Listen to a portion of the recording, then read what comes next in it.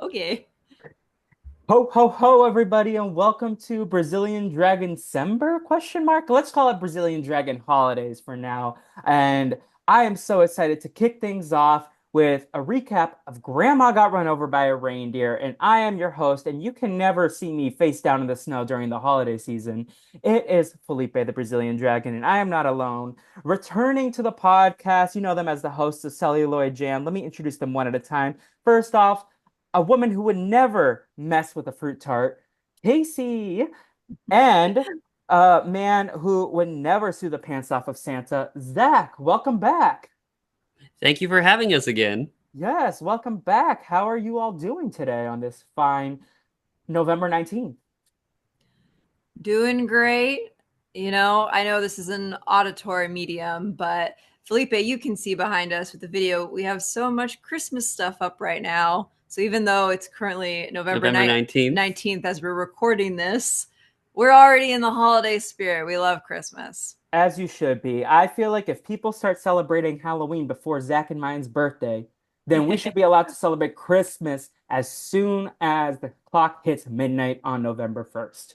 I agree. There's so many things to watch, so many things to listen to, so many things to decorate with. It only makes sense that you have 2 full months to really get all of it crammed Mm. in there. And I feel like November and December are two different eras of holiday festivities. Like, yes, you can Ooh. go all out for both at the same time, but I feel like November is very like, oh, this is like cozy season, and then December is festive season. I feel like because I don't know, Thanksgiving gives like energy of warm blankets and nice candles. Not that December doesn't, but then I feel like December is like you see the lights everywhere, you see the joy, like the spirit of the holidays come alive, especially in December. And I'm very much more of a holiday season boy than a Halloween season boy. So Same here. Halloween is a precursor of spooky oogie boogie fun to get us to the Mariah Carey "'Tis the Season of Christmas" and all the non-denominational holidays of the December season. Um, but do you all have any favorite holiday traditions that you're excited for? And have you two created your own traditions over the years as a dynamic duo? We usually every year we go to the light event at the Arboretum. Ooh. So it used to be called Moonlit Forest, and now they call it Lightscape. Well, I mean, I guess I don't know if that's what they're calling it this year, but that's what they've called it the last few years we've gone. And it's just always so fun. I think it's one of the best light shows in the LA area. But this year I'd like to check out more because that's normally the one we go to. But I'd Yeah, like to there's see so some many light places in Los Angeles. hot take. I don't like the zoo lights. We only went to that once, I and love I I love the zoo lights. Let it be known, let it be known. It is Let it smelly a snow. Let it bit, but snow. yeah, let us I was know, gonna let say us let it know, be, let but I'm like, no, that's the Beatles song. Um, yeah, we went, we've gone to the Arboretum many times and we went to the zoo lights once. And I'm like, well, this has got nothing on the Arboretum. Just wasn't and as good. And it was kind of smelly because it's a zoo. It's a zoo, but you could also go to like the reptile room. And I remember we saw like an outdoor water show with lights kind of going everywhere. It looked like the world of color, but incredibly like downscaled because it is the LA Zoo. They don't have a Disney budget. And we also went with a mutual friend, our other buddy, and she was kind of looking at this water show and thinking, "Oh, this is kind of lame, isn't it?" And she turns to me, and from what she said, I had the biggest dumb smile on my face, just enjoying it. Yes, so she was like thinking to herself, wow, this is so lame. And then she turned to Zach, who was looking like a kid on Christmas morning at looking at this terrible light show. And then It she was was like, so good. maybe I'm a cynic. Maybe I need to open my heart and see things through like such a, positive outlook like him. I'm like, I don't know. No, it's the season of optimism, is what it yes, is. It is. You It gotta I is. mean, listen to the little bell, like in the Polar Express. You don't hear it ring anymore, Casey. I guess I for whatever we paid for the tickets, that's my mindset. It's like how much am I paying? Is it worth it? And at that time, I was like, I paid too much for this smelly, dinky light show. I can't believe we came at her swinging like, oh, the Arboretum is great, but also the LA, the Los Angeles Zoo, terrible, terrible. If you like the zoo lights, that is totally fine. They weren't They weren't terrible. I'm being very harsh, but they aren't bad. Well, Yes. every holiday season comes with a Grinch or a Scrooge because that is not ununique. I don't think that's a word, but like that is a very common trope within the Christmas and the holiday stories is a Grinch or a Scrooge. So it's okay to come in with those fiery Oh picks. no, I'm the Zoolite's Grinch. You I'm are. the Zoolite Scrooge. You're a mean one, Or Casey Crunk. Cousin Mel of the LA Zoo. The 'Cause cousin Mel. No, that means I'm sabotaging.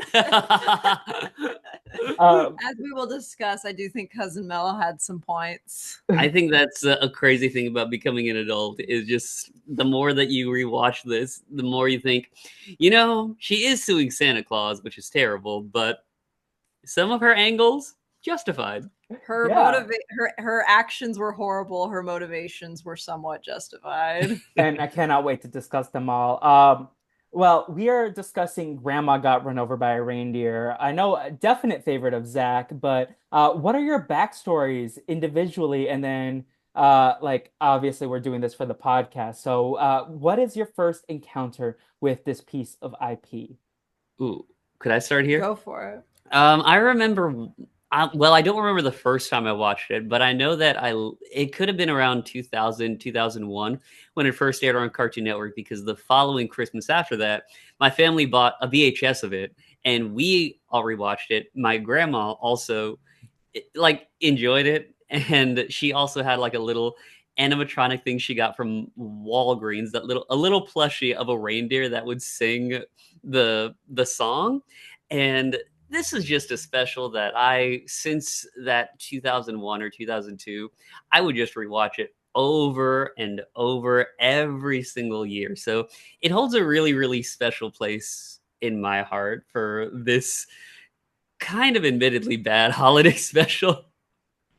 Listen, I had a great time watching it, and this was like just for my backstory. I seen it, I think once, and I don't even know if I had seen the whole thing because there were parts of this that I was like, oh, like I remembered. I felt like the scene in the overlooking fancy restaurant that was like on the top floor, it was more prevalent in my mind than a lot of the other movie. And that scene, in hindsight, was like 3 seconds long. It was not a big part of the movie, but it was like so memorable to me. But I remember very much enjoying this as a child, the song being a bop, and then revisiting this, I had a great time. I definitely could see flaws, but what is cinema if not art? And art is not meant to be perfect, it is meant to be enjoyed. Agreed. Wholeheartedly agree. Right on all points. Casey? Well, back in my day, back home, I only had 30 channels going up, but one of them was Cartoon Network. And so this would air all the time in December. And like Zach, I don't really remember the first time I watched it, but I do remember watching it a lot. Like it was on a lot Oh, when we yeah. were kids.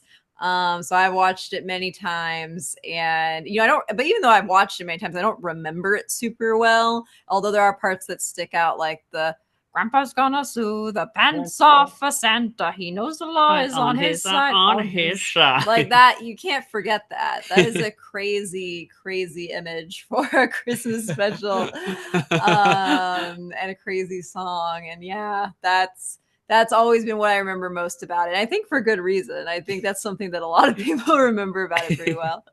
It's so campy and so goofy at times in this movie, and I really enjoyed myself. Like I couldn't help but smile throughout this, even like the absurd parts. Like I was just having a good old time. It's such an easy breezy watch. It feels like the pacing feels right. Like it doesn't feel like it takes too long with any scene. It like it's only a tight 50 minutes. Like in my head, this was like a 2 hour movie, but this was not that.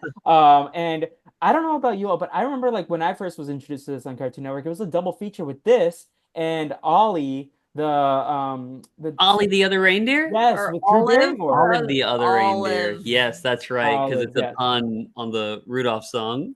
Yes, Yeah. but I believe that's starring Drew Barrymore, if I'm not mistaken. Yes. And it was like a double feature. So maybe next year that's what we talk about, all of the other reindeer. That was Uh, one that I didn't watch a lot. I feel like I would tune into that, and then that would be the point where I'm like, okay, what's Disney showing or what's yes. Nickelodeon I showing? mean, we grew up in a blessed time. Kids these days will never understand the joys of like, and also the struggles of having to channel surf to find something to enjoy because now they have Mhm. such an abundance of options. Decision paralysis. For I me, love that though. I love that that's kind of how we grew up because it like allowed us to tune into something maybe we wouldn't have liked at yes. first if we or seeked out ourselves. It's why I was such a huge NCIS fan as a child. What is your NCIS origin story? Oh my, well, my mom just watched it all the time. I mean, when it was on, like, again, we only had the 30 channels. We didn't have a DVR, I think, until I was in high school. So if my mom wanted to watch NCIS, we had to watch it when it was on, or she would like sometimes record stuff. If there was two things on she wanted to watch at the same time, she would turn on a different TV in like a different room and then record it on a VHS tape. Yes. So we'd Wow. be watching. But the thing is, I liked NCIS. I liked NCIS. I liked CSI. I liked all of those shows. And I was like 8 or 9 years old. And, it got to the point where I grew out of NCIS. You were like, that's baby stuff. That's baby stuff. But I haven't watched. There's that show that's out now, NCIS Origins. Yes, and to tie it back, so the hat that I'm wearing for Promised Land, I believe one of number 4 on the call sheet for that show is Mariel Molino, who I believe is in that show as one of the main characters. So like to tie it back, and I was her COVID PA. Like she Oh liked my me, so I was gosh. responsible for her because everyone else was like, okay, she has a good relationship with you. You stay with her. And then other Oh, people that's will like great. switch like COVID kits throughout, but I was like consistently with her. She's been on the podcast before. Oh my So gosh, that's cool. Wow, that's everything is so intertwined. yes. It's like I feel like the universe just put us on this earth so that we could find each other and be friends. Like between the fact Aw, that that's Casey and I were previously in the same room before the pandemic and didn't even know it, to Zach and I bonding over all like the same like Disney. Not that Casey doesn't bond over this too, but like I feel like our paths were meant to intertwine. that's so Oh, poetic. That's oh. so beautiful. And that's what the holidays bring out of us. Friendship, Exactly. joy, and camaraderie and laughter, and Zach's smile at the LA Zoo. Oh, yes. Oh man. If we go It again was a this year, beautiful moment. I do feel like I need to try out the LA Zoo again because I haven't been since that one time that in was 2019. 2019. So I'm sure it's just gotten bigger and better since then. Hmm. Now, I'm sorry to anyone listening to this who loves the zoo lights. I feel like I was very harsh. I now just didn't have a great time that one time. was he happier at the LA Zoo or was he happier when he yelled "The King of New York" to Alex the Lion at Universal? Well, that was met with immediate embarrassment. And in the moment of the zoo lights, I didn't even know that I was being watched. I was just enjoying the show for what it was and thinking, this is wonderful. This is great. Yes. Well, I know. Does NCIS have any good Christmas specials? Let me write that down for next year. I don't really know off the top of my head. I watched so much NCIS as a kid. I don't remember any of it. Except I remember the characters. Like I remember Leroy Jethro Gibbs. I remember uh Agent McGee. I remember um Tony Danozo. I remember how they would every single like commercial break would start out with like a little like noise like whoop, and then there's like a photo being taken and it would freeze frame on whatever, and then it would play the scene until the next commercial break and then it would freeze on the frame from the start. It's a very like when you think about it, there was really an auteur behind the pilot of that show. I love wasn't it. an NCIS family. We were a CSI Miami family. So Horatio Sands and Yes. David Caruso. Oh man, yeah. I Just I Horatio Sands, the SNL guy. Yes, I did. Horatio, what's his last name? Oh, I can't remember. You're right, though. It is It was the first Horatio. name, yeah. Now that You're was another asking the show wrong with person. pizzazz because he would always like literally every single start of Oh every man. episode would just say something like crazy and then put on his sunglasses. Like Well, it looks like school's out. And yeah, then it'd go into the theme song. Yeah! someone got stabbed and is like, well, he's not looking too sharp. Yeah. I like there's a that's like a pop culture blind spot, like the CBS procedurals. Like I've never dabbled in any of them. I am a CBS guy, as we all know, like in terms of the reality shows, but I see these trailers for all these different NCIS, CSI, and I was like, I feel like this is a big like there's like so much like as deeply as I love these shows, there's like that family in some city that like it has the same passion for like the NCIS universe or the CS like like the Blue Bloods yeah, and it's Casey's family. Well, the crazy thing about NCIS to me is that it's a real organization, right? And it's a show that has has like 3 or 4 different spin-offs now, and it just makes me constantly ask, why is there so much crime in the Navy and crime happening to people in the Navy that it supports a whole organization? Like that is crazy, and it supports all these shows. Like what's happening with the Navy? And I told that to one of my friends once as well. Like, no, it's just about crimes in the Navy and the people who were in the Navy. And he's like, what? Like, why are all these people in the Navy getting murdered? They need to crack down on the shenanigans happening in the Navy. Oh, especially in the show. It's Yes. there's something Well, going down. maybe we should put that on in the break room next time. Like an NCIS marathon. I do feel like it would stay on. Yeah, Yes. especially with a lot of those procedural shows, though, I feel like, especially the early seasons are so captivating. Like, I remember this is a little bit different, but Grey's Anatomy was on once in the break room, and it was one of the earlier seasons. And it's like, dang, I remember why I used to love this show. This show was so good when it was Captivating started out. TV. Oh Captivating my gosh, TV I just was hooks you. just sucked in. Shonda got her hooks in on my mom right now because like when last year she was like, yeah, I just started like a show that everyone tells me to watch, and I was like, oh, what show? What show are you watching on her Netflix? And she's like, oh, Grey's Anatomy. I was like, ma'am, you are now trapped for like 21 seasons because my mom's a completionist like I am. I get it from her. And I feel like she's like on season 6 or 7 right now probably, and I'm like, oh, you're trapped for the long haul because Shonda don't play. She has the wheel spinning. I know she has some of my friends in a blender and has for years with that You're gonna have show. to check up on her whenever key characters start to die. It's gonna be Yes. bad. Well, I feel like she's in her just based on like my limited pop culture consumption. I'm pretty sure this is like around the time that like Katherine Heigl is like maybe about to leave in her arc. But then I know there's characters that die and then they come back to life, or it's like I don't know, like Well, there was a They, whole thing during the pandemic where like the yeah. ghosts would come back because that's what it is. what's her face was in in In a like a coma. coma. Yeah, Yeah, Meredith Grey was in some sort of coma, so she was like seeing people from the past in her dreams, but Ellen they Pompeo. weren't back to life. Back Right. to life.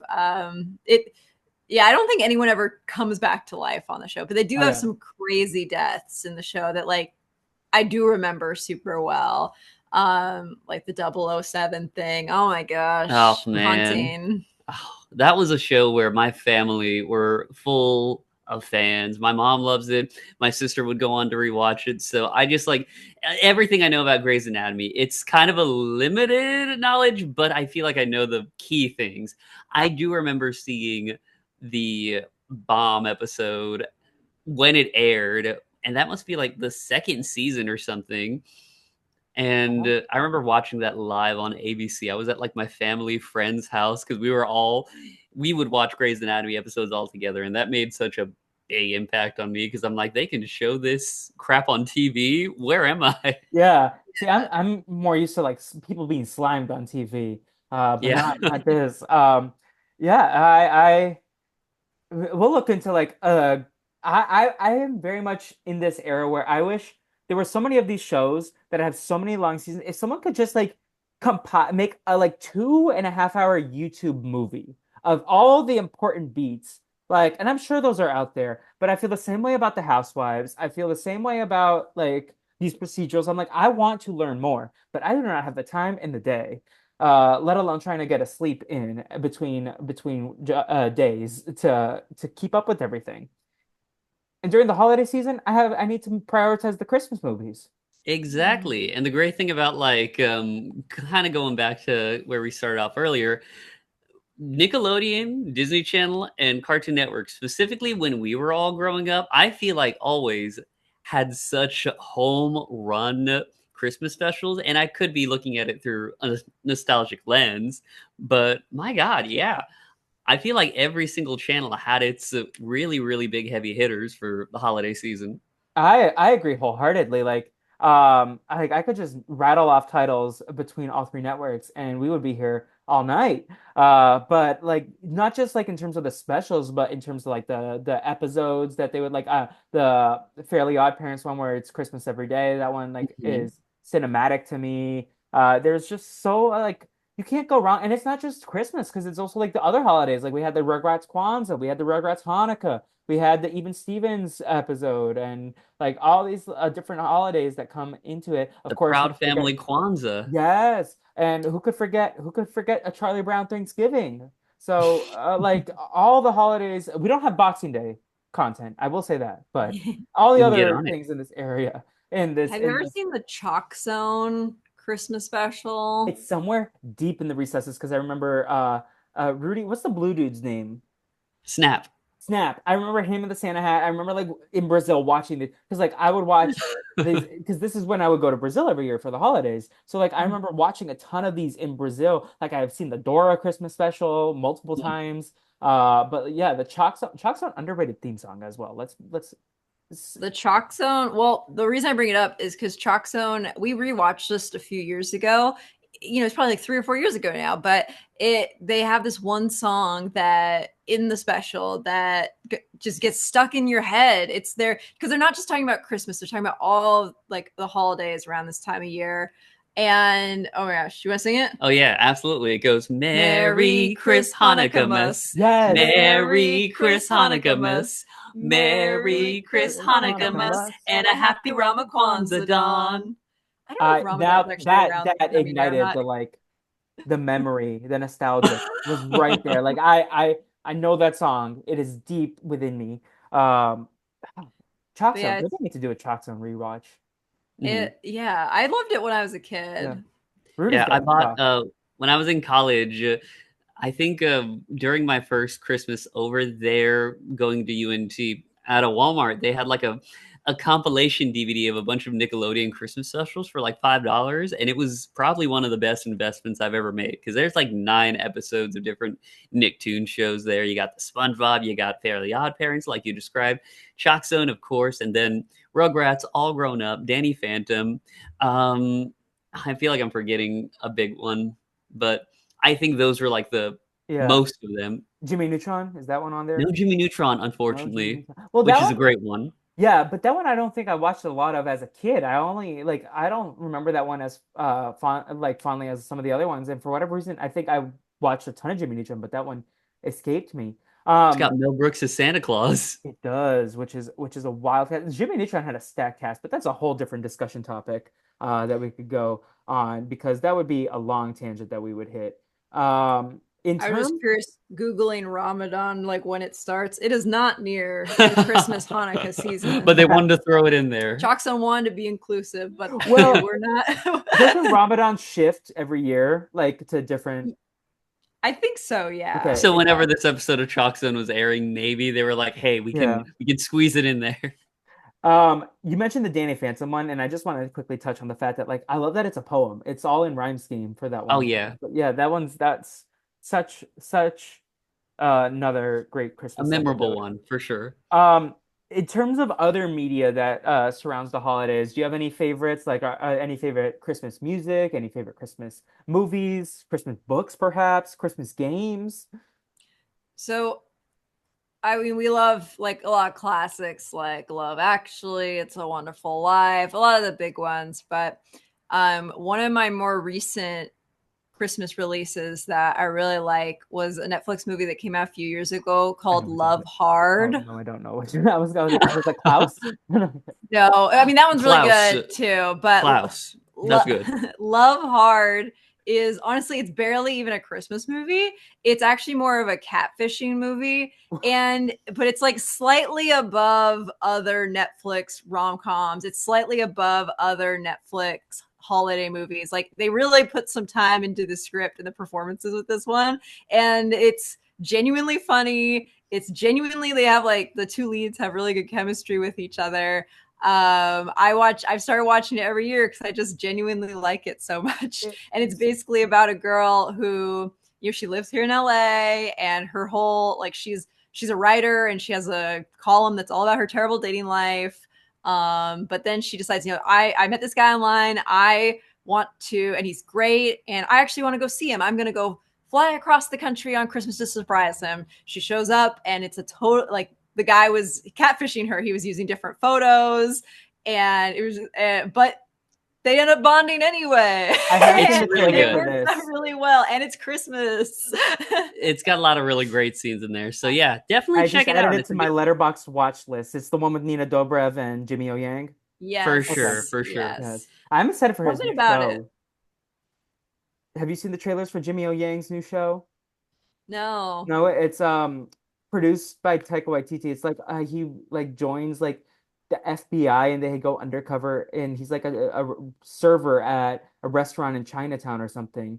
And it's like about the underground shenanigans that happen in the crime scene in Chinatown. But it looks like it's like dark comedy kind of in this like not as like depressing as Barry, but who knows with TV these days because they'll show you one thing on the trailer. But it feels like it's like very funny, but it's like more serious than just a sitcom. Yeah. Maybe in like Yeah. the vein of a Chuck, from what I understand of Chuck. Okay. I don't Hmm. know. Yeah, Um, other things that we try to squeeze into the holidays. Listening to a lot of NSYNC Christmas. Bare Naked Ladies has an insanely good Christmas album with my favorite Christmas song.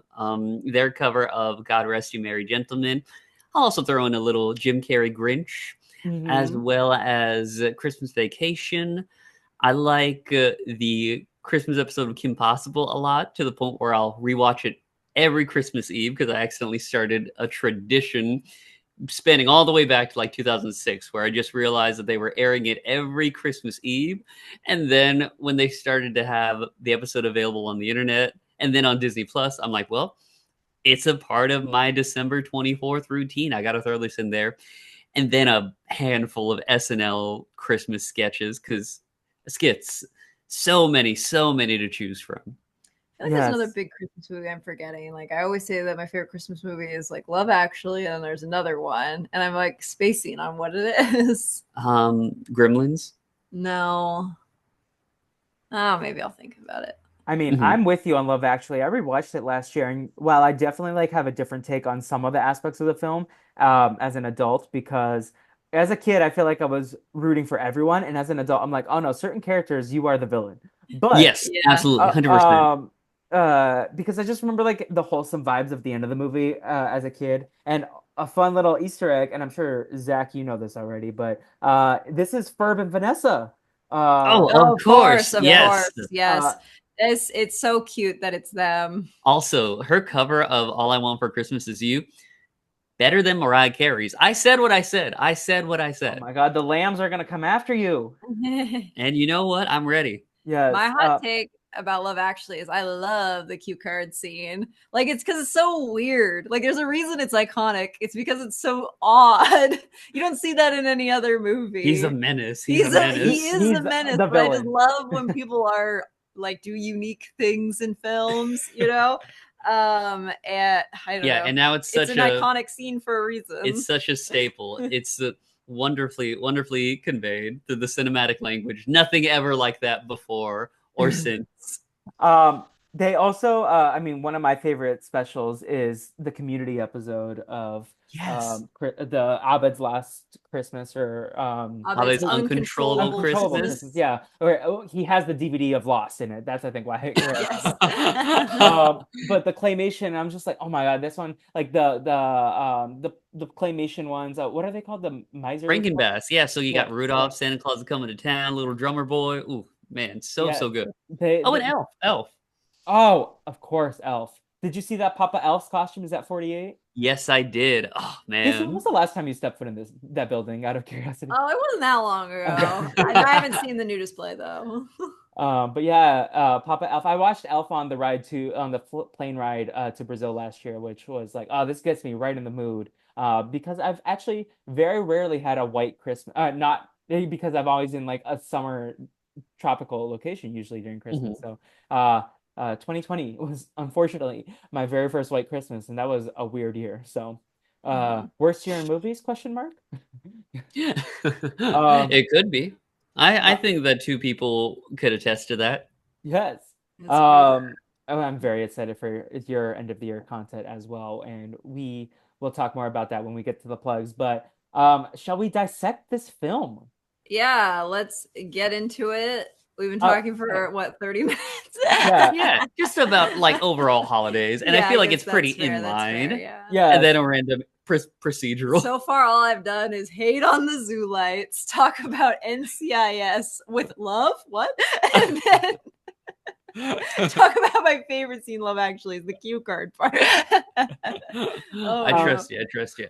So yes, this is a 2000 animated Christmas television special directed by Phil Roman, aired on the WB network based on the 1979 novelty song of the same name. Now, what came first, the experience with this film or the experience with the song in your life? Probably this film The for me. cartoon, Yeah. Same. hands Yeah. down, and then you start to recognize it everywhere.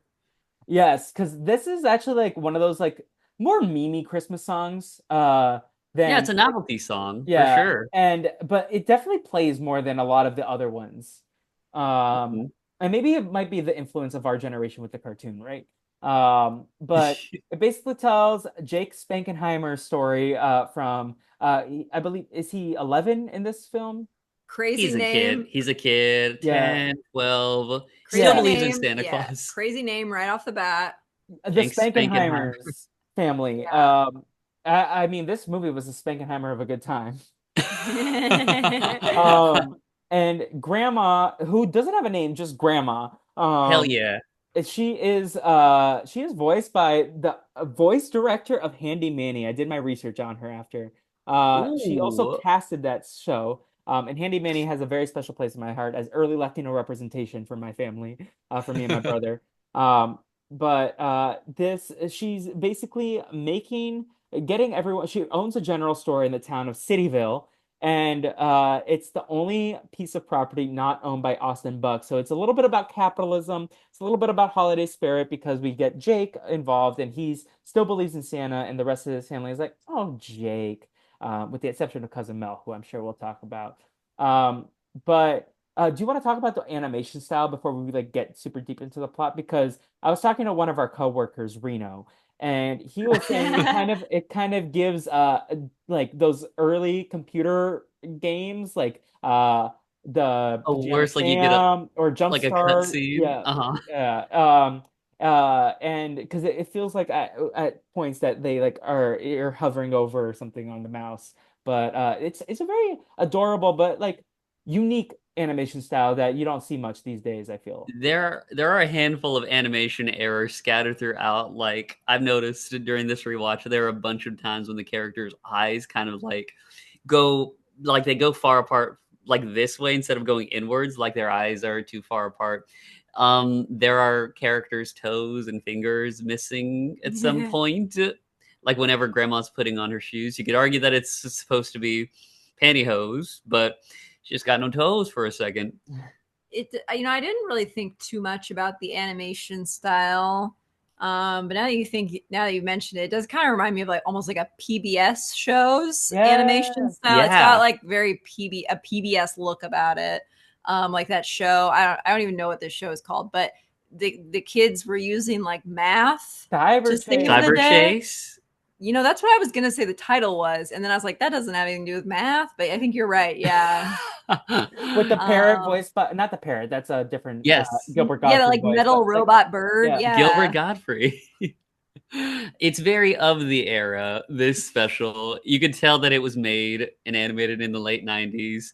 The director of it animation veteran. He made a whole bunch of Charlie Brown specials. He started his career. He Phil made Roman. multiple Charlie Yes, Brown. I thought it was multiple Garfield he made specials. multiple Garfield specials as well, but he got his start with making a Charlie Brown Thanksgiving. That was his first ever gig that he made. Which is crazy, just out the gate with a Charlie Brown special that's like lasted for generations. And the other ones that he directed were like involving magic and involving Easter. But then he went on to do a lot of Garfield in the 80s, worked on a little bit of The Simpsons, and this special was one of the last things that he did in his career. Well, thank you for this incredible piece of cinema.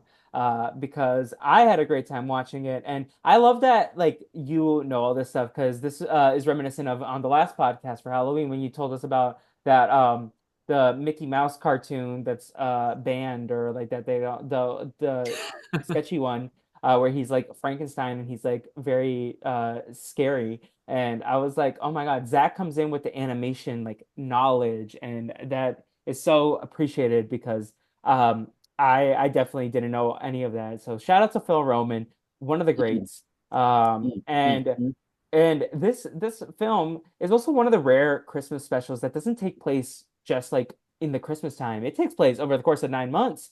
You could have had a whole Yeah. baby during the plot of the film. It's crazy, yeah, because pretty much Christmas comes in the first 15 minutes. It's December, and then we jump right into like the following months. And Grandma, of course, she gets hit run over by Yeah. the reindeer. In the song, just by the '70s song alone, she's presumed dead. But you can't do that in an animated cartoon special, so she gets knocked out by the reindeer, and the body goes missing. So that starts a wild following year where people are saying that she's missing. They presumably try to find her, but it seems like the family, aside from Jake, gives up relatively quickly and they just kind of accept that, well, grandma's missing. Um, and they're going to start to figure out what they're going to do with their dying store because no one's visiting it because, man, I guess that grandma was the real thing bringing people back with her and her story Did give times. like favorite like person in the town. Like I felt like everybody knew her name. It's like Cheers, Grandma's store. Except Like no she, one knew her name. Everyone calls her Grandma. Yeah, She's giving away gingerbread houses for free in the beginning Yeah, of the movie. That's one of her introduction that things. was the first moment when I was like, Mel is mean, but she has a point. Like, she's like, no money, no gingerbread house, or whatever she says. And it's like, yeah, this is a business. It's got to make a little money. And so it can stay open to keep all these people happy. But the grandma's like, oh, your credit's good here. And then the Mel's like, oh my gosh, This is so. This is a terribly run business. Yes, How do any of you agree with this? It's a very poorly run business. It's crazy that the whole family works there, and presumably the son, or I don't even know. I don't know which child is the grandma's child. If it's the son or a daughter, like the wife.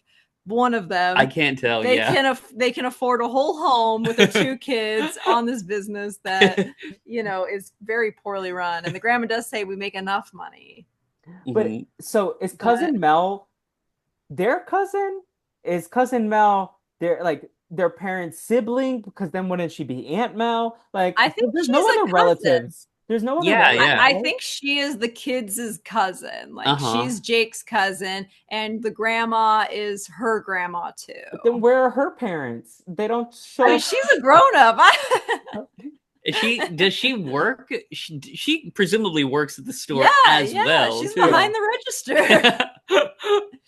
And she's hanging out at the big house for Christmas Eve too. I mean, this is what I said when we first started watching the movie, and this is gonna be very harsh, but I was like, "This is a family full of idiots," and Mel is just like, "I can't let this idiot parade continue." I'm gonna sell this store to a millionaire businessman like the Jeff Bezos of Cityville. And I'm going to share the profits. She's like, we are going to be rich. She says, we are going to be rich.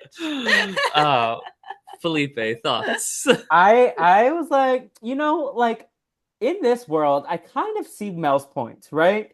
I think the way she went about it, like it's very much like some of my favorite villains of all time, right? You get Yeah, like not the campy chaos ones like Scar, but who knows? We talked about this previously, but maybe Scar is going to be redeemed in the Mufasa film. But like like your Eric Killmongers in Black Panther, where Yes. they have a point, but the way they go about making that point is not the correct way. exactly. But Yes. Cousin Mel, like I heard you out.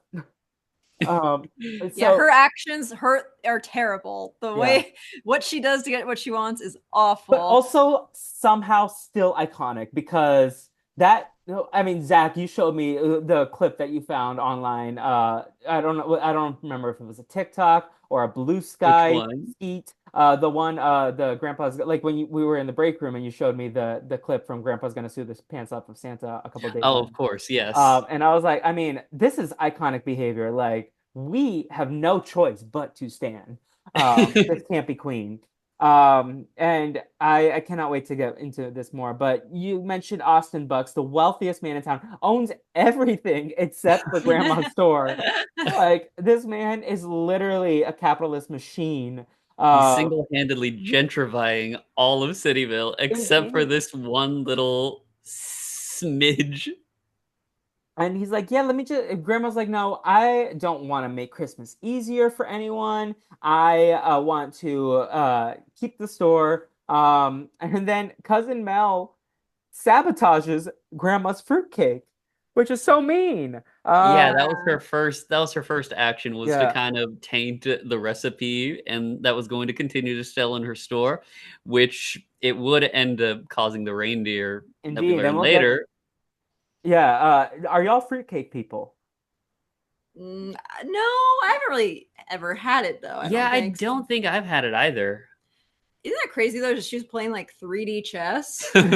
Like, not only is she sabotaging the fruitcake, she's got to like know that Santa's real and Well, that the yeah. reindeer's gonna not Cousin Mel Well, hurt would she be a them. didn't that survivor. wasn't her that wasn't her initial plan. It was just Oh, to like okay. make people sick. Oh, But got you. she did end up being the cause of the reason why she gets But like, plowed. Yeah. let's play this out. What is her? Where does she go? So she gets them sick. Then what happens? Grandma has a tummy ache and doesn't sign. Like, what's her long game here? Like, where? Well, the fruitcakes that grandma would sell in her store, they would Oh, all true, true, become true. tainted. So In whenever my head, it was customers just the buy it, it fruitcake would be at Christmas time and not the rest of them. yeah.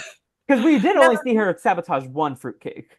That's true. That's true. Yeah, it would have been. Spankenheimer's has a listeria outbreak, has a salmonella Oh outbreak. no. Yes. Yeah, that would have been negative press. I'm grandma. I never make anybody sick. Look at me. I dress up for story time.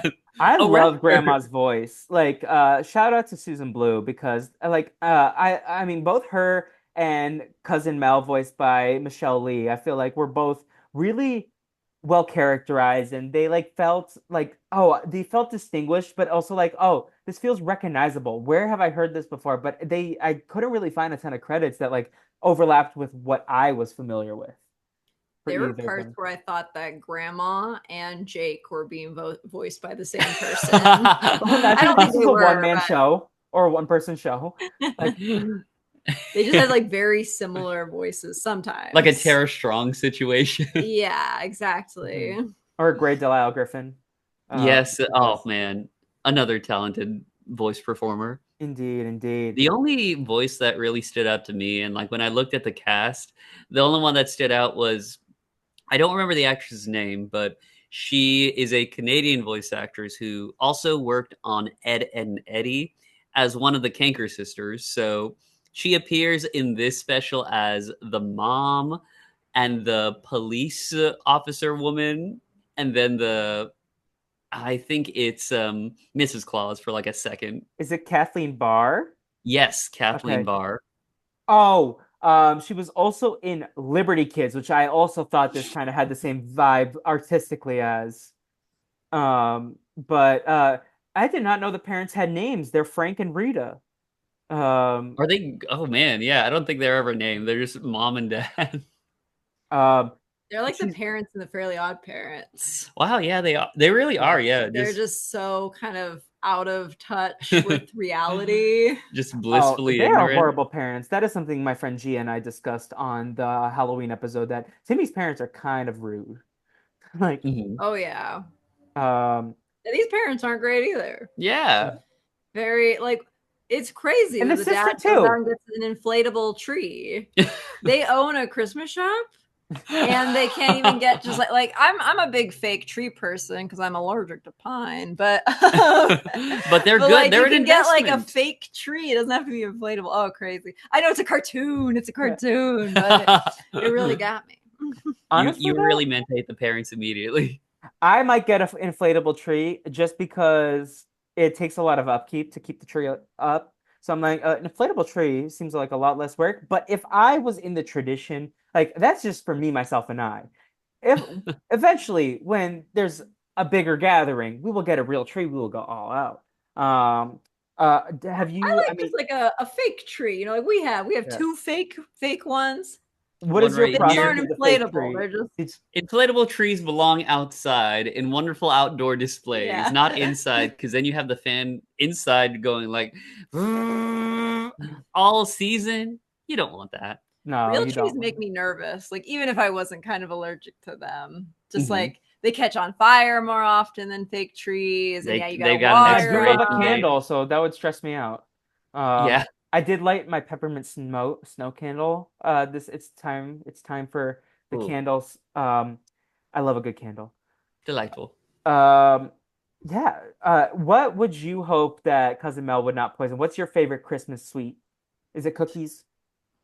Ooh, I love cookies. I do make this thing called I think it's my family calls it white trash, but it's basically like Chex Mix covered in like melted white chocolate, and then it hardens Love up, and it. it's delicious. I love white trash. I love to make a cheese ball. Mm, Ooh, mm. fun. Just like I can't remember what's off in and off the top of my head, but it's like cream cheese and shredded cheddar cheese and Worcestershire sauce and like I think pimentos and some other stuff in there. And yeah, you just mix it all up and roll it up, and Love it. it's a great It's a great festive it's a feast. great festive dish. You just I get the love cheese the ball cheese ready to ball. watch some NCIS during the holidays, and I love it. I'll bring Cheese cheese balls ball. with me places to parties, and then I'll be like, I have this cheese ball, and then everyone's all suspicious, and then they eat it, and they're like, "Whoa, this is amazing!" It's a Yes. fight you have to fight every year. Yeah. Listen, but you gotta get the people on the right side of history, just like Grandma and Jake did in this film. Exactly. So yeah, Grandma ends up going outside with the fruit tart. She's walking in the snow, and here comes Santa Claus, and she looks up and she gets knocked upside the head by one of the reindeer. Do we know which one? We don't know. We don't know. It's whoever's in the front. So it's like on if the pack of reindeer with like Santa's phrase begins like in the front, it could have been on Dasher, on Dancer, one of those two, Dasher and or Dancer. Well, He goes to the court at the very end and apologizes to the judge. yes. And she, and then this is my favorite image of the movie where Grandma's just like face down in the snow. Yeah. And I'm just like, that's me when you have to, when like you're in a bad mood and you're just like, no. Um, Yeah, and then Jake sees that from his bedroom window. He tries to yell at his grandma to watch out, gets knocked up, tries to run downstairs and warn his family that she's outside, dead to the world, presumably. And they're like, oh, Jake, you're being silly. You're just a kid. You don't know anything. And then they're like, Grandpa, do you believe me? And the grandpa's just at the front door window, just staring outside, being like, I couldn't hear you. I just saw grandma get run over by a reindeer. So he's like, man, that's crazy.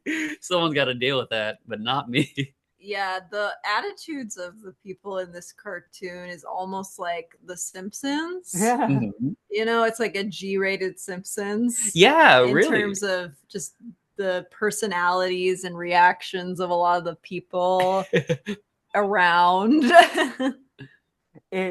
Like he also I don't know, the grandpa also had Phineas and Ferb energy. He seemed like I don't know, one of these like goofier cartoons because he definitely felt more realized as a character than some of like the B characters that we discussed, like the parents, like where they're just kind of like cranky and Scroogey. But like Yeah, I felt he's a like go with the Grandpa had flow a kind of pick of dude. personality.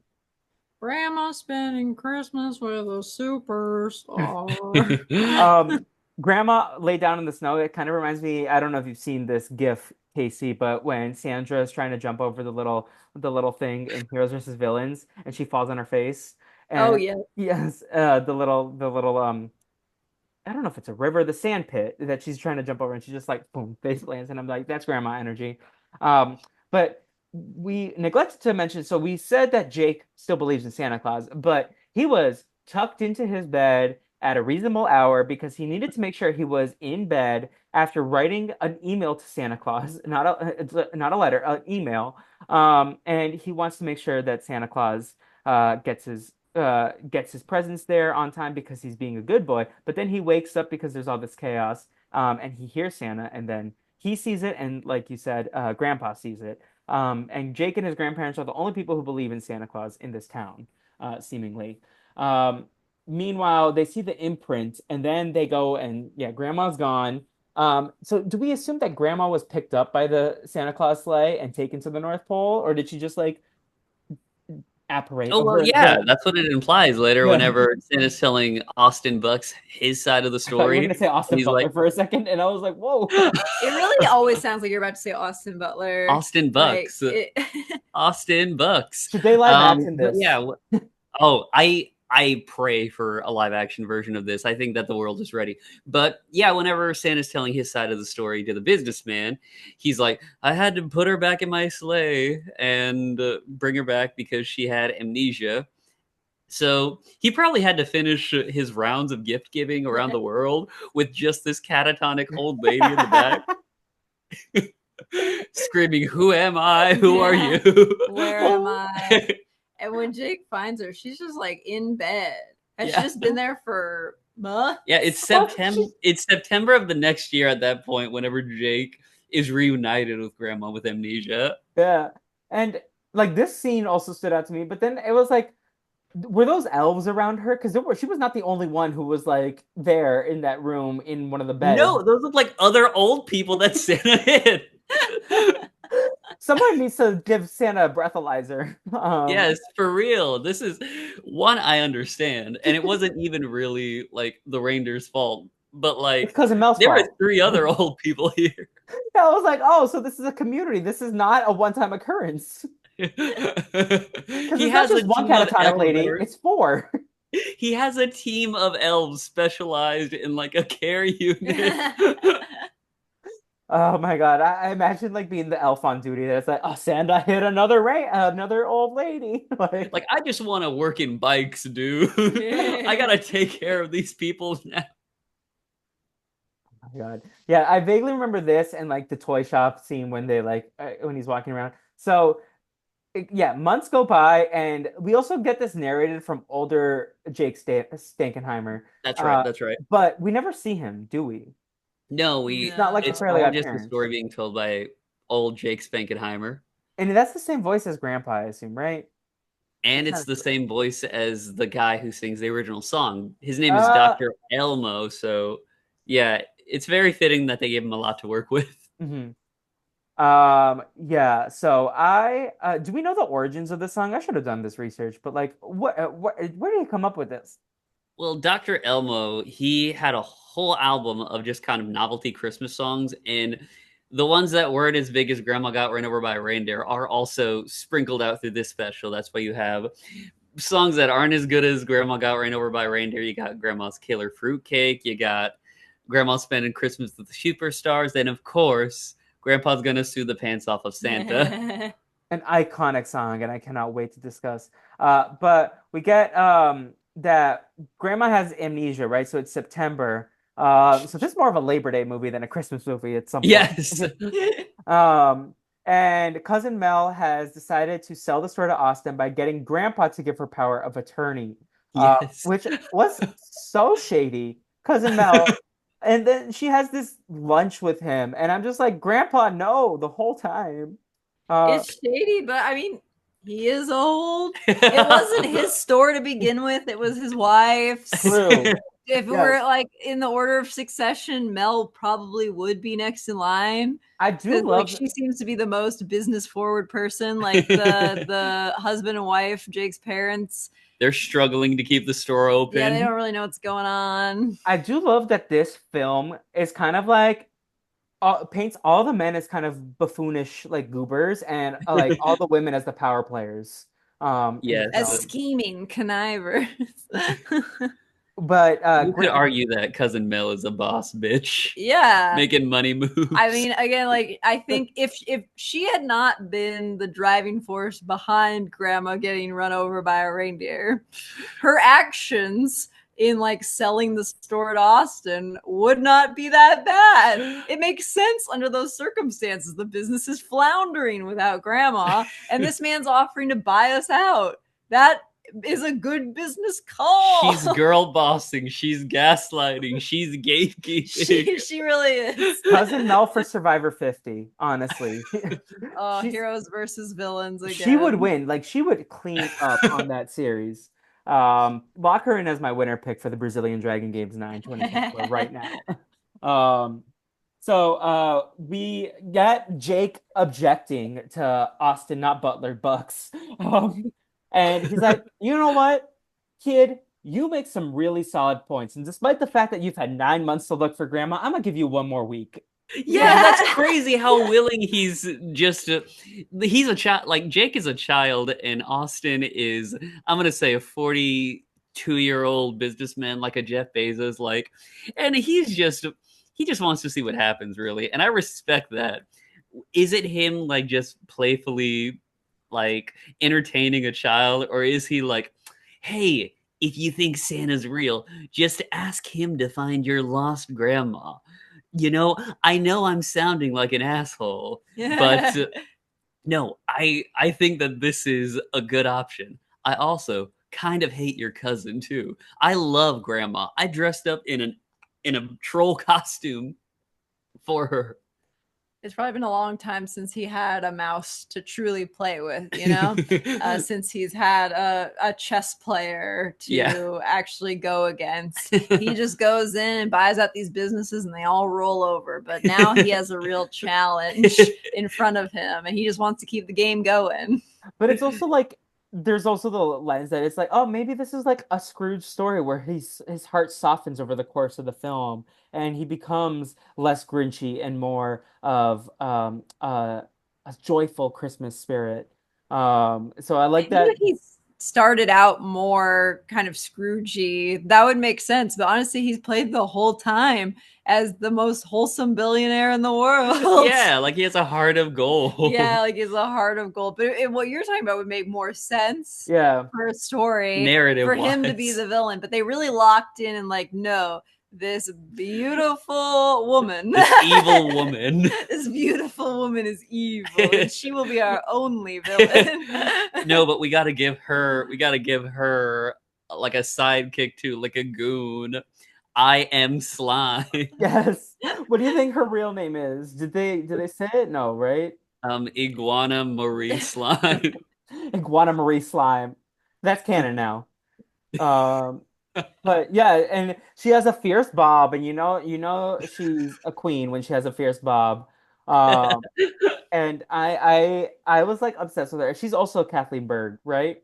Yes, she Yes. is. She's Um, like every single other woman that's not cousin Mel or grandma.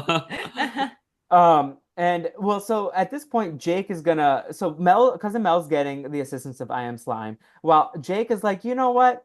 It's September 9th, and we're gonna email Santa Claus now because I don't know about you. In my head, Santa Claus starts checking his inbox maybe mid-November.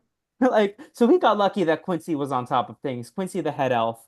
Um, did you all ever watch The Ultimate Christmas Present on Disney Oh Channel? yes, Yes, yes. it was kind of reminding me of like the guy Patrick Star, forget the Bill actor's name. Fagerbaki. Yes, yes. But him in that movie, like, oh, he has the head elf, and that's him. But Quincy gets the message, gets Santa's like, "Oh, I didn't know who this was. I'm putting the piece together. It's just some random old lady who has amnesia to me." But yeah, you can come meet the people who we knocked over and find out. It's kind of like find out which one is related to you. Like, Yeah, he really didn't even think about doing any DNA tests or anything. He's just like, well, I got a amnesia-ridden woman that I'm gonna care for the rest of my life. Oh, thank God someone was looking for her. and they've been giving her medical treatment, but she can't remember anything. So she's still like, I'm just grandma there, but like she doesn't know anything about her life, her backstory. She's just been vibing at the North Pole, which honestly sounds like a good time to me. Like you get Yeah, unlimited cookies and hot chocolate. she's never sad or like angry. She's like, well, I don't know who I am, but hey, I'm vibing. I feel like Yeah. that's one of the joys of like childhood is like imagining yourself at the North Pole, whether it was the Polar Express. Last year they had this movie that came out on Disney Plus. I think it was like the Naughty Nine or something with the kid from Lyle Lyle Crocodile that I watched. And it's like, oh, we're gonna go prove Santa's not real, but then they get incepted by the joy of Christmas spirit when they're at the North Pole. I'm like, the Oh, North that's Pole just cool. seems like a good hang if you're a kid. Yeah, yeah. Man, I I mean, remember the unlimited toys. really connecting with the Polar Express North Pole and thinking this looks so cool. And the Santa Claus 2 one as well. Like those are two Yes. really insane interpretations that I'm like, this is what it looks like. This is canon for real.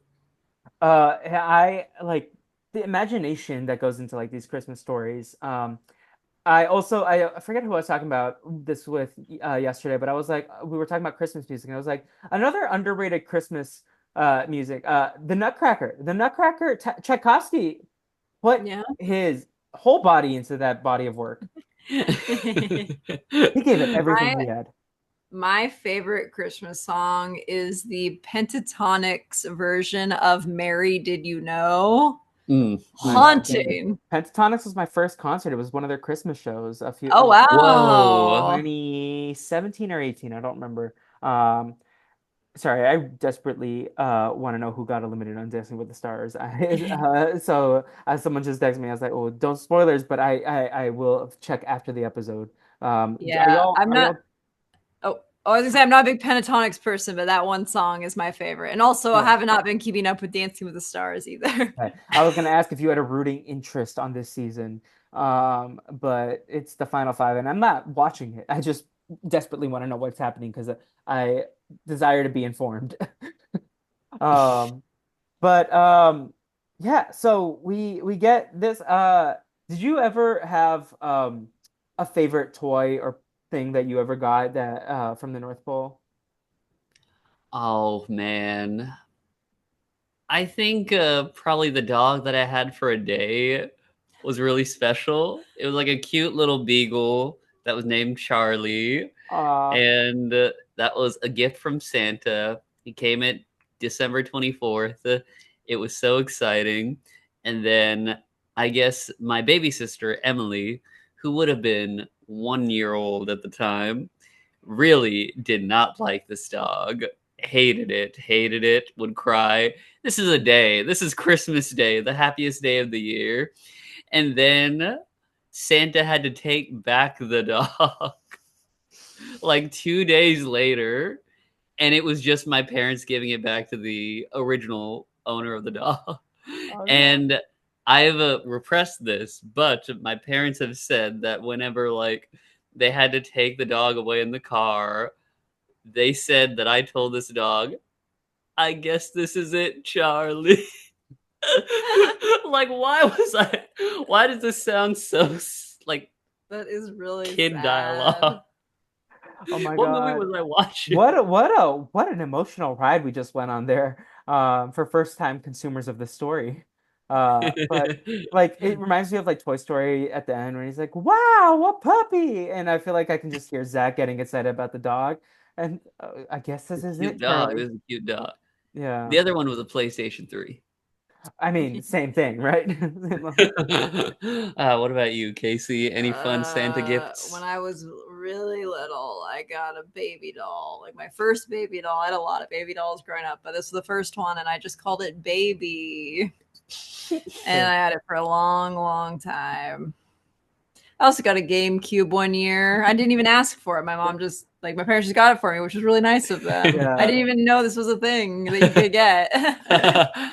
I got a Wii, and that was like so. I was like so excited about it. Like, and not just the Wii, but they gave me a few games, including Mario and Sonic at the Olympic Games.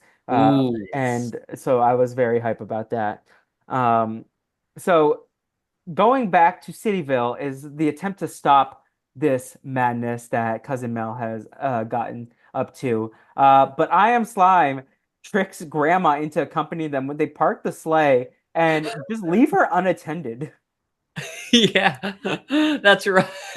Like the lady has the amnesia. She might just wander off and you might never see her again. Again. Yeah, that would have been like even more believable because this grandma would have been just catatonic, just chilling at the North Pole. It would have made sense if she wandered off this big city, but no, she's just sitting there in the sleigh while Santa and Jake are pleading their case to Austin. And then I Am Slime rolls in and is like, hey, they sent me to come and get you. And I then they put her love in like a the remote cabin in the woods, like it's Breaking Bad.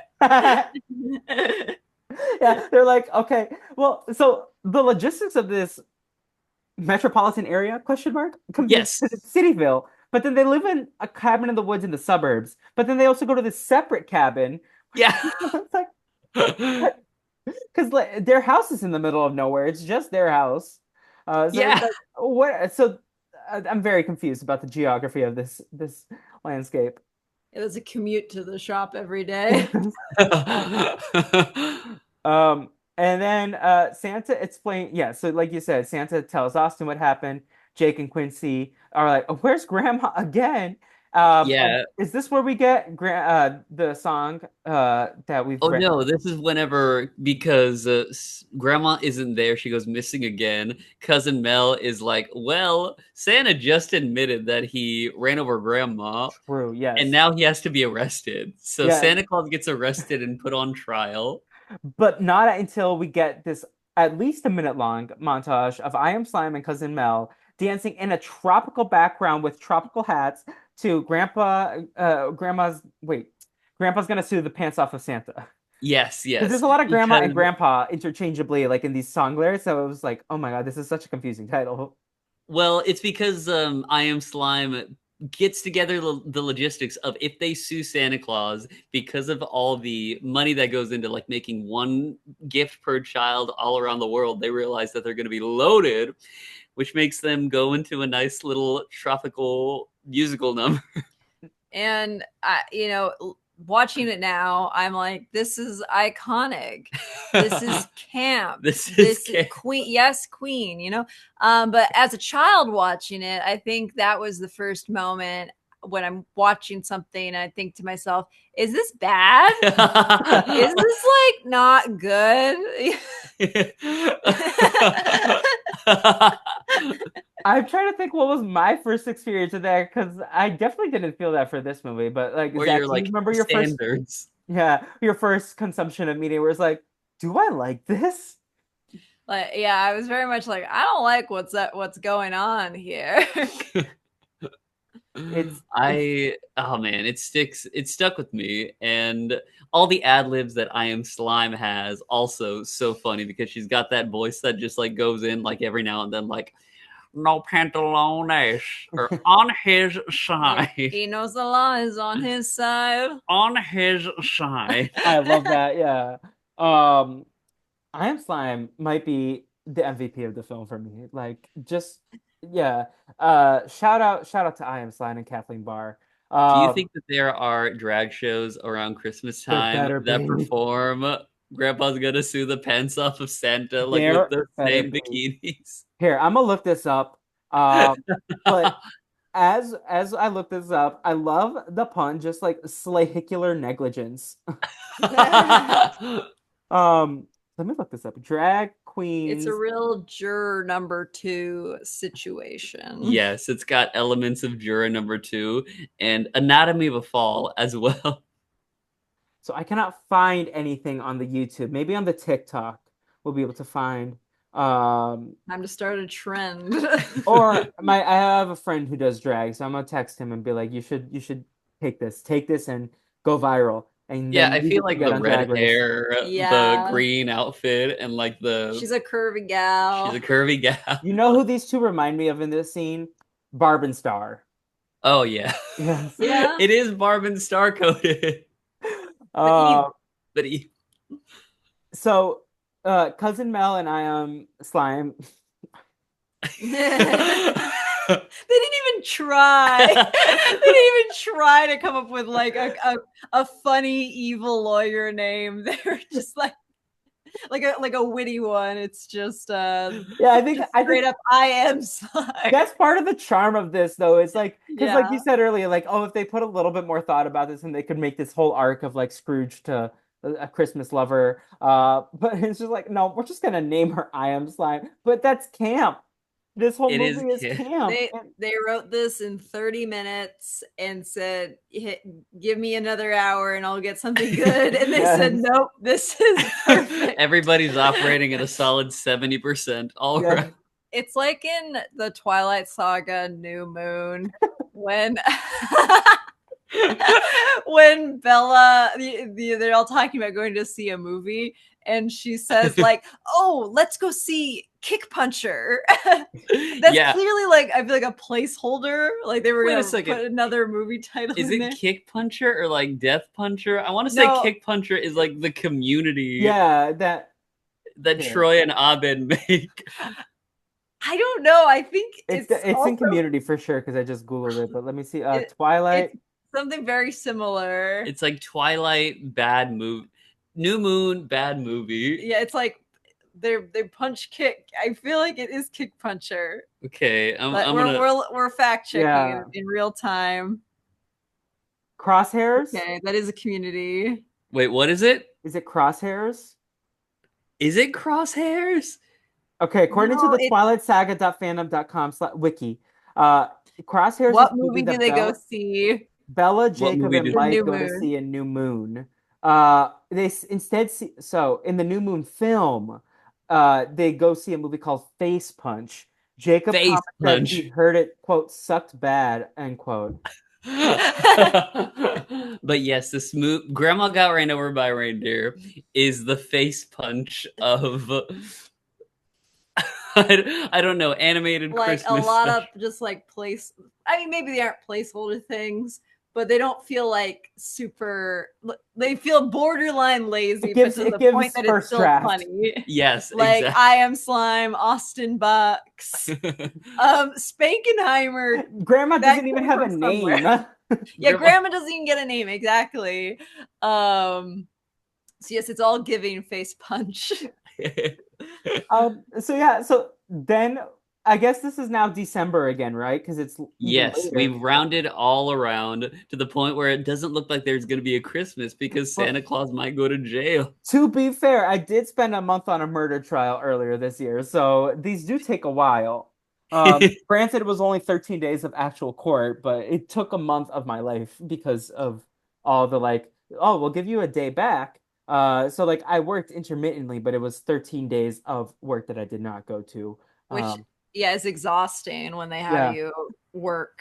Did they let you eat fruitcake during your trial? No, they did not let me eat fruitcake. They didn't even bring anything to the jury bench to like in terms of the evidence. But they did present stuff to evidence and submit it like they did in the case here. I don't know what it is about our job, but I feel like people at our job get called for jury duty all the time. I love jury duty. Like I would do it multiple times a year if they paid me for it.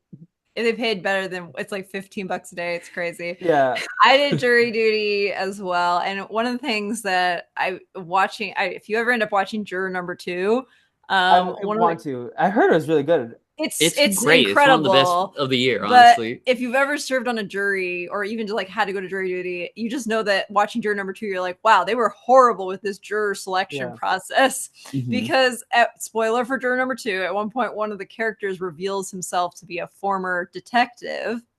And you're like, what? That's like one of the first questions they ask is like, have you or a member of your family ever been in law enforcement or been a lawyer? Because they don't want you to know anything about the law. Yeah. Oh, there's a few things in that that's like, they should have asked more questions to these jury people, because like 3 or 4 of them should not be here. I don't know if Clint's your jury. old. They just gave him a pass. He's 94 years old making movies. It's a great script. It's a great script. I'm ready. There's so many movies coming out. Like I want to see that. I want to see Wicked and Gladiator this week. I want to see the Yeah. Kieran Culkin movie. I want to see Red One. I only have 3 AMC visits a week. I can't fit all this in. Yeah, we just watched Gladiator today, the first Ooh. one. Okay, I've never prep. seen the first one. I should probably get on It's that. good. It's good. We'd never seen it until today. It's incredible. It's Now, are really you going to good. be doing a Gladiator Wicked double feature, or no? You're going to space them out. We're probably gonna do them Probably a day not. apart. Yeah, Cool. it's just not going to timing wise work out. Valid. Yes. No, because I think Wicked alone is like almost 3 hours. And that's Yeah, just the first part. Barbenheimer, we took the day off for that. That was 2023. We took the whole day off to do Oppenheimer and Barbie one day. It was magical. It was amazing. But ever since then, all these double features, I feel like people are trying to force it, you know? Like they want it to be as iconic, and it just nothing's truly hit for me. Yeah, it was a moment in time. Nothing's hit. And it's for also me like then. multiple movies come out on the same day all the time. So it's that wasn't Exactly. new to Barbenheimer, but it was just like the two opposites, the fact that there was so much buzz around each of them. Yes. So I feel like, I mean, this might be the closest we've come of all the double features because it is two very different things. But one very like manly movie, and then the other one for the girlies. Yeah, it does kind of have that energy to it. The draw, and of course, though, I will go to the Wicked one first because as people point out, though, the draw of Barbenheimer was that both movies were guaranteed to be good. Yes. And I think both of these movies have the potential to be good. But it wasn't that same like guarantee as Oppenheimer and Barbie. Yeah, I will say the costume potential is there for this though, because for sure on both sides. Like you can paint yourself green, just don't show up next to Cynthia Erivo or she'll yell at you. I like the movies that John Chu has directed, but he does have a very Target commercial directing style, which is so unfortunate because this is a movie, because everything else is there, but where's the color? Where's the pops of Technicolor? Yes, you need that for a musical like Wicked, and some of the advertisements doesn't look like they've been following through, but I am very cautiously optimistic for it. I am looking forward to when I see it. And also shout out to Moana 2 next week. Oh my gosh, yeah, that's right, Moana 2. And then the anticipated Mufasa that you love to quote, the theater. I always wanted a brother. I've always wanted a brother. We literally were, whenever we saw, Conclave, we got a trailer for Mufasa and I had to use the bathroom, but I waited until that part of the trailer just to see it, quote it, and then leave. Love it. The trailers for Conclave that were before Conclave were the like most eclectic assortment of trailers I think I've seen in a long time. Yes. Because it was Mufasa. It was like a foreign film that I'd never heard of before. It was a trailer for that movie that's like pastor, spy, assassin. You know that one? I don't know that one. That one has one of the craziest music drops. It was wild because it's from the same trailer. studio that made like Sound of Freedom, so it's like a wild movie set in Nazi Germany. But it's also got music from Disturbed, so it's like their cover of Sound of Silence.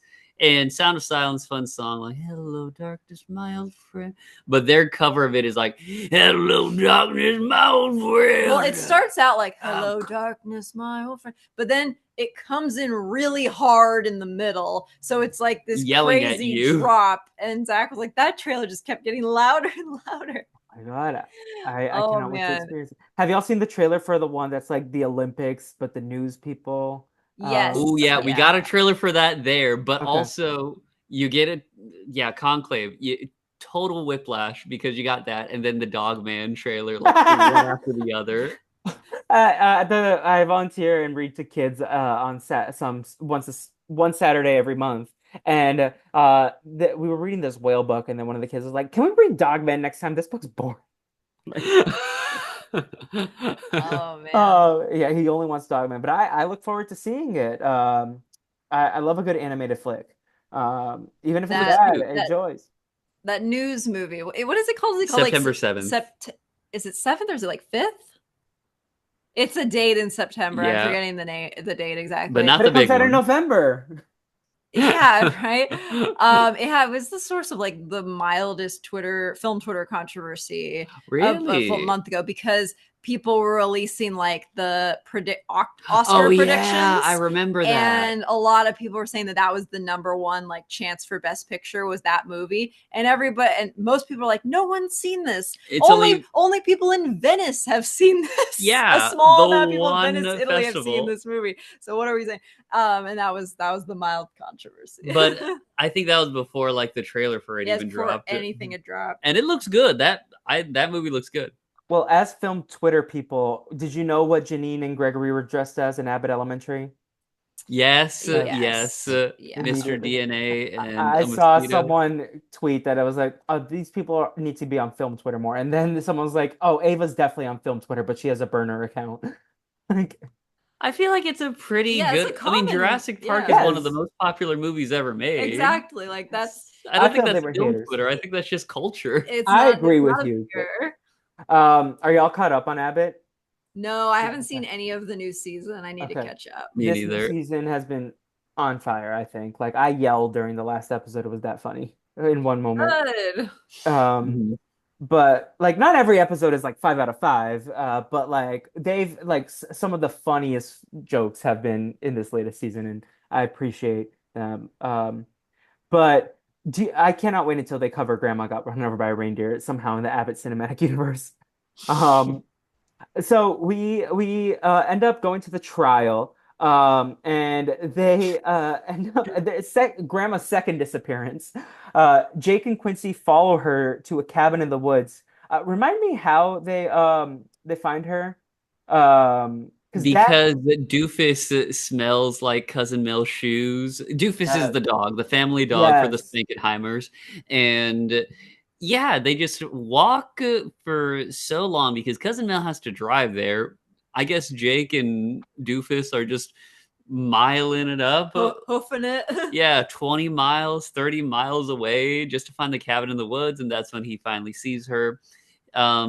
Whenever Cousin Mel leaves the cabin, Jake, Quincy, and Doofus all sneak in through the chimney, and that's whenever they're reunited for the second time. is this Grandma got run over by a reindeer or Eight Below with all the dogs running? Um, but they rescue Grandma, and they find this Santa letter explaining what happened. Cousin Mel had found the letter at the site of Grandma's accident, and also they find the reindeer nip, as they call it, in the cabin with which is what Cousin Mel added to Grandma's fruitcake that Christmas Eve. They also restore Grandma's memory by feeding her some of her own fruitcake, and they rush her to the courthouse. Um, yeah, I mean, if it's that good and refreshes your whole life memory.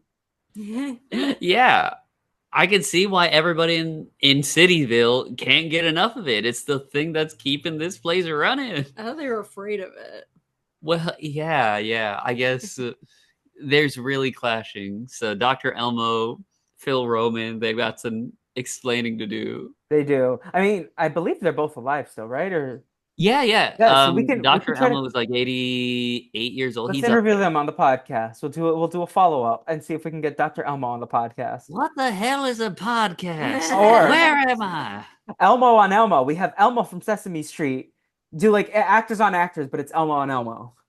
Where am I? Yeah. I made $1,000 on this song in the 1970s. Stop bugging me about it. Oh, Elmo's very excited to meet you, Mr. Dr. Elmo. Who are you?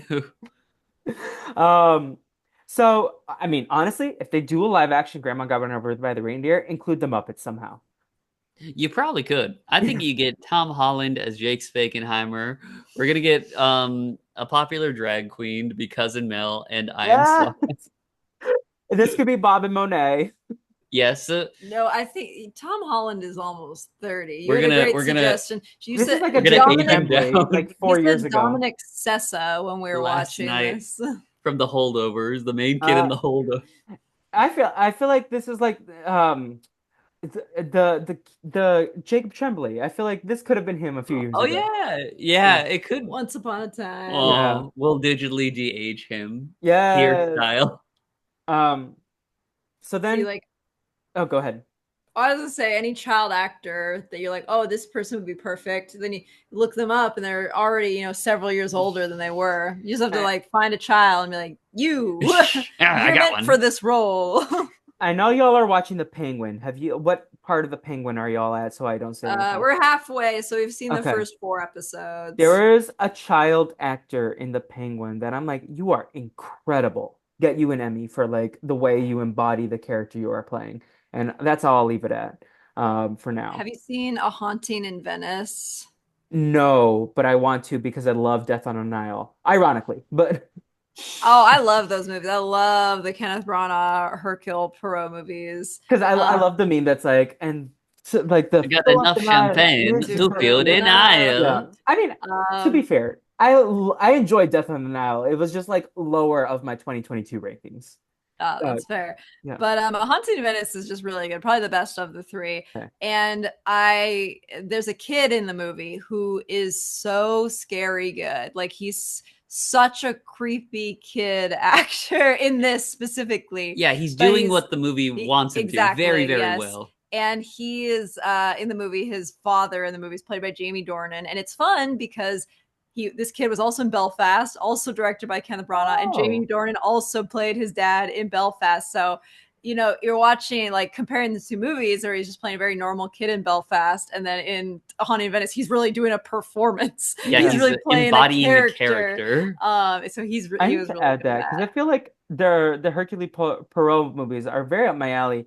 Did you watch the Saoirse Ronan film a few years ago that was a very See campy, how Oh, they very I run. did not watch that one. Yes. What was it? What did you say? See how they run. Yes, that No, we one. did not see that. Okay. I think it's a tight 90 minutes. I think that's if you like these murder mystery whodunit type films, I definitely recommend because it's very very lighthearted, very fun. Saoirse Ronan, an incredible talent. Love her. Sam Rockwell's in that one too, right? Yes, he is. Yeah. That had a good cast. I don't remember who else off the top of my head, but I remember what's his name?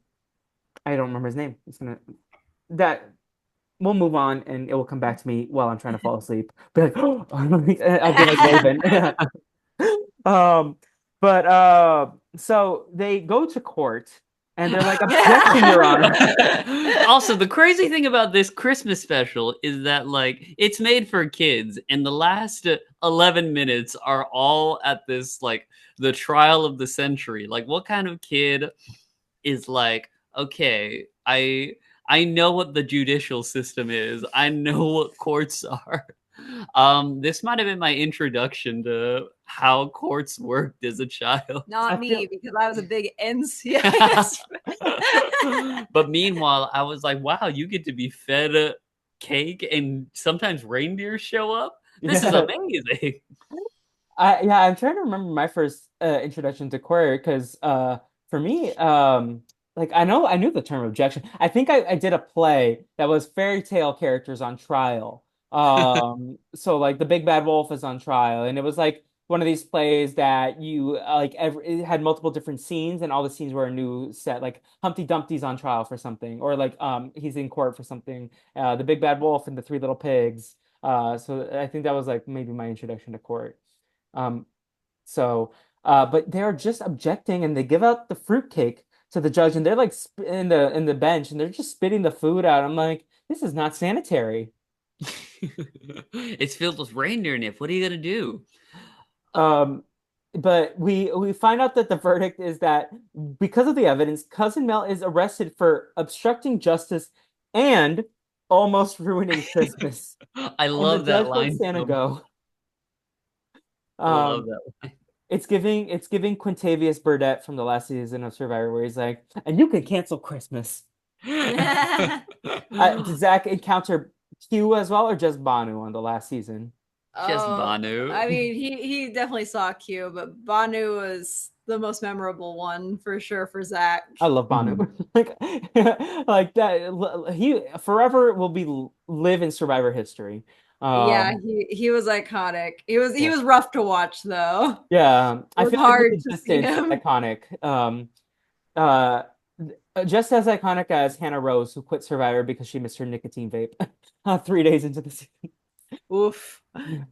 Uh, So we get so Austin decides to franchise Grandma's store throughout the country because he sees how much value that the family has about their family business. And this is very wholesome, but then Grandma once again opens up Cousin Mel's reindeer nip fruitcake, causing the reindeer to run her over once again, and Jake and Grandpa help her up, and then we get the song. Which One is more for the road. One more for the Yes. road. And that is the movie. Any takes that you didn't get out that you really were like, oh, we didn't talk about this. I have this in my notes. It is kind of weird that, the movie almost presents itself as like anti-capitalist, like, oh, we're not selling our store. It's all about Christmas. It's all about the family business, all about small business, whatever. And then it ends on like, well, we are going to franchise though. So it's like, it was never anti-capitalist. It was just an anti a certain kind of capitalism. That's probably thinking too much into it. But Yeah, yeah. maybe they were just, it seemed like they were built upon like traditional values, and the fact that they were going to take this for themselves, it seems more collaborative in how they're going to move forward with it. Maybe I'm just trying to look at this too optimistically. I mean, it's just an interesting way to end. It's like, oh, they are still going to get rich. They are still going to make money because of Austin Bucks. They're just going to be primary stakeholders. That's the dream. Merry Christmas. You get the controlling interest in the company. Jake as an old man is like, and that's how we all got $2 billion, and now I own a private area in Wisconsin. The 51% is ours. Yeah. Um, um, I wanted to say that before we go, Felipe, have you seen the movie Anatomy of a Fall? I have not. I really want to though, because I do know it's a courthouse film. And Yes. I know like I think I have like a bits of the film spoiled for me, but I think I really want to watch it because I've heard only good things about it. It's an incredible film. I think It that was top celluloid Grandma. jam content.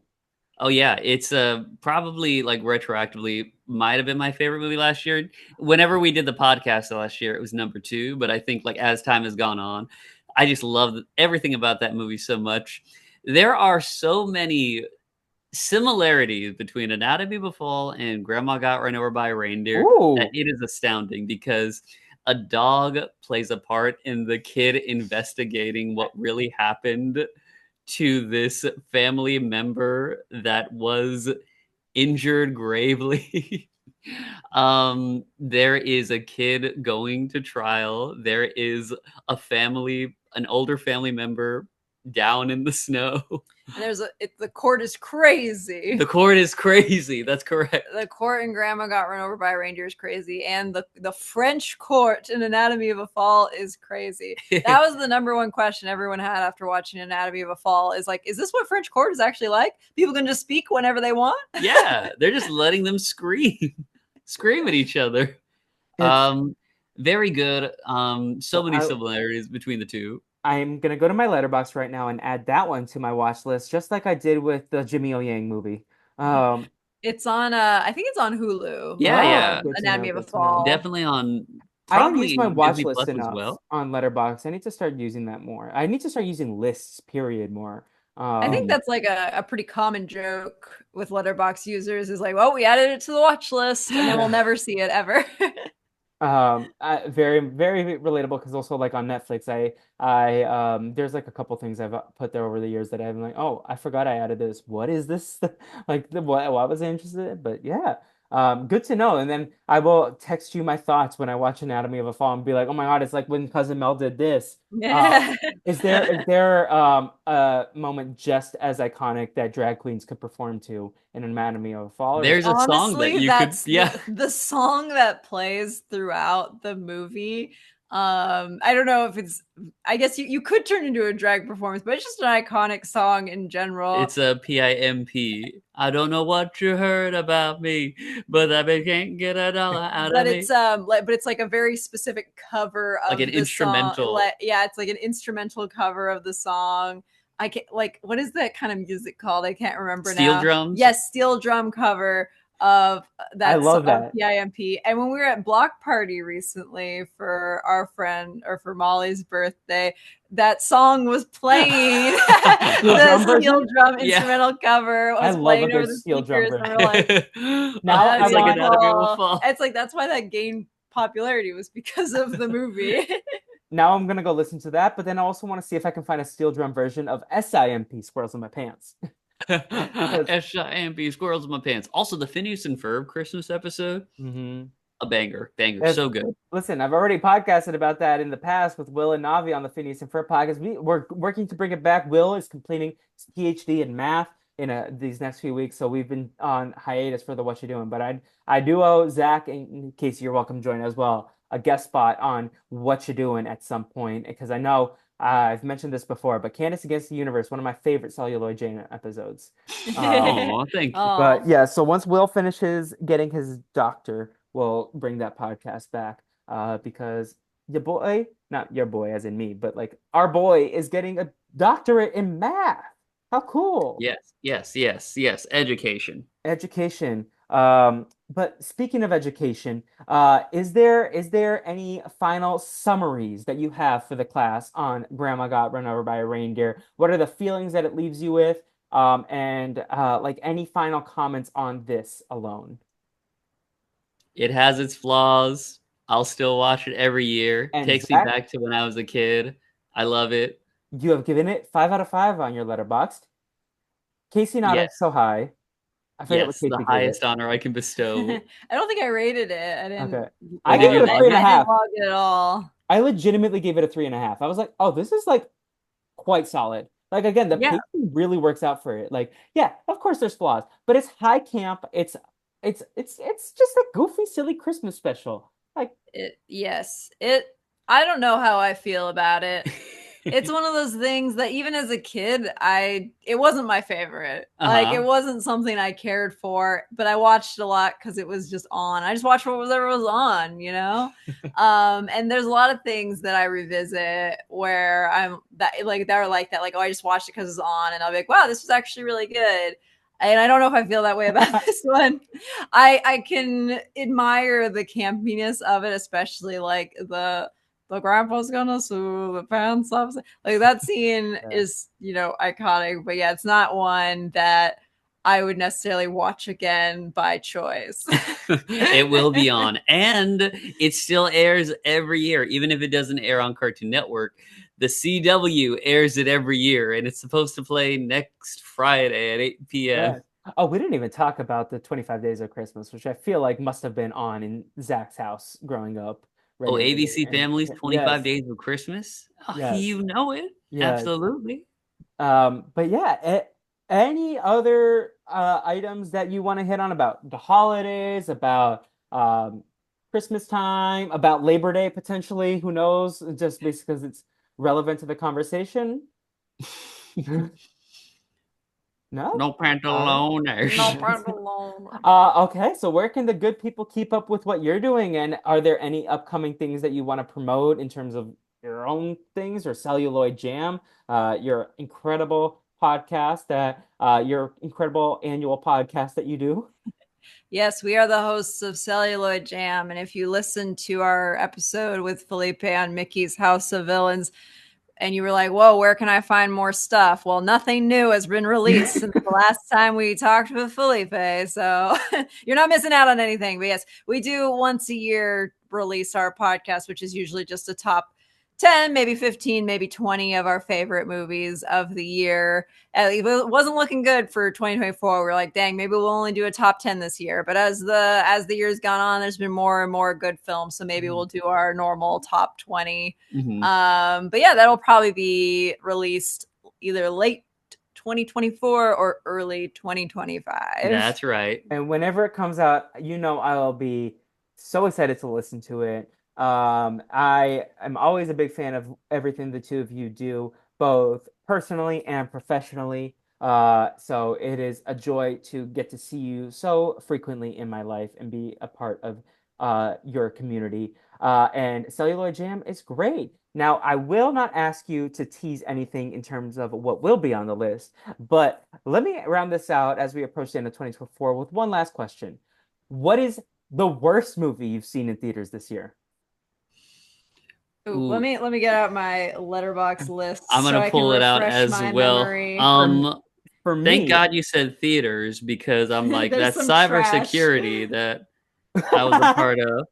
It's pretty rough. My lowest one for me personally, and this may be a little like, this is very much like me being quite a hater, but for theaters was Alex Garland's Civil War. Okay. I did not like that movie at all. And that's not like, is it coming from like a political angle? What was my review? Give me 5 seconds. Mine was Night Swim. It was like from early this January. Wasted potential, just lazy. It was such a nothing movie. For me, it was Harold and the Purple Crayon. You saw that? Oh, you're a brave man. I was brave, and I was like, let me go through it. So disappointing. I think my big issue with Civil War was that, it takes place in the United States, but they never truly use the United States, right? It's like there's just a civil war happening and it could kind of be anywhere, but they never talk about like why the Civil War got started, and they never like sort of use the sentiments of the United States to be brought into the film. Did you see it? Did you see it? No, I wanted to, but then it like was very like surprisingly brief in theaters. It felt like, because I felt like I wanted to see it in theaters, and then all of a sudden when I was like getting around to seeing movies, it was just gone. And for whatever reason, like I saw other things around that time. Like I definitely saw Kung Fu Panda 4, which is in theaters at the same time. My big thing I liked it. I liked Civil War. I thought it was pretty good. I guess I just didn't know what it was trying to say. It was like, oh, war is bad. I'm like, yeah, it is. War journalism is hard. I'm like, I bet it is. I didn't even need to see a movie to know that. But like the angle of journalism that it takes, like what you're willing to do to get the shot, like the situations that they got in, I think devoid of like, I guess the political angle they were trying to do. I think it was just a well-made thriller. Like it was technically a well-made movie. A lot of the cinematography was great. That one key scene with Jesse Plemons was wonderful. It is gripping and captivating. Good tense moment. Yeah, the scene with Jesse Plemons is incredible. And if the whole movie was like that, I would have probably looked on it more favorably. But for most of the movie, I was just like, I don't know what the point of this is. It's also got a Christmas scene in it. You remember when they drive through that area? Oh, yes. Yeah. And it's all decorated with decorations, and they're like, don't come here or we'll shoot you. I love Ex Machina. I love Annihilation. I've never seen Men. I don't think I want to. But yeah, Civil War didn't do it for me. And I can't wait to hear what your favorite movie of the year was. My favorite movie of the year was Robot Dreams. I don't know if it counts because it technically was a 2023 film, but it's on that is probably going to be on my list. I'll probably talk about that movie. Cool. It's so good. It's incredible. So good. I'll never listen to September and by Earth, Wind, and Fire the same way again. They also kind of it had Tim and Moby energy. I don't know. Did you ever watch Tim and Moby in class? Oh yeah. Yes. What was that? Brain Pop. Brain Pop. Yes, with Tim and Moby. That website. Do you all want people to follow your personal page? Or just go to the Celluloid Jam page on Instagram. Oh yeah, follow our Instagram. Celluloid Jam _ the podcast on Instagram. And it's a old school film reel with jelly jam on it. Yes, jelly. Jam, of course. Why did I say jelly? All right, everyone. In terms of me, you can listen to the Brazilian Dragon on all podcast platforms. Feel free to go to Apple Podcasts or Spotify and leave us a rating or review of 5 stars. It helps more people find the podcast. And while you're at it, go do the same for Celluloid Jam. And if you are interested in supporting the podcast in any capacity beyond that, you're welcome to look into the Patreon program, patreon.com/Brazilian Dragon Productions. You can also follow the Brazilian Dragon on Instagram at the Brazilian Dragon, and that's where I'm posting everything we're doing, including a recent episode of Cultural FAQs, my pop culture review podcast with Quandel, who is the aforementioned drag queen that I'm now going to go get to do a drag performance to Grandpa is going to sue the pants off of Santa. And of course, y'all have an open invite whenever you like onto the Brazilian Dragon, Kaycee and Zack. But thank you so much for joining me for the kickoff to the Brazilian Dragon Holidays series that we're doing. I'm very excited for this series. And until next time, Grandma got run over Over by a By a by a reindeer. reindeer reindeer. walking That's it, home home from our from house Christmas Eve. Thanks for having us. Yes. Obrigado for listening. Goodbye. Merry Christmas. Merry Christmas.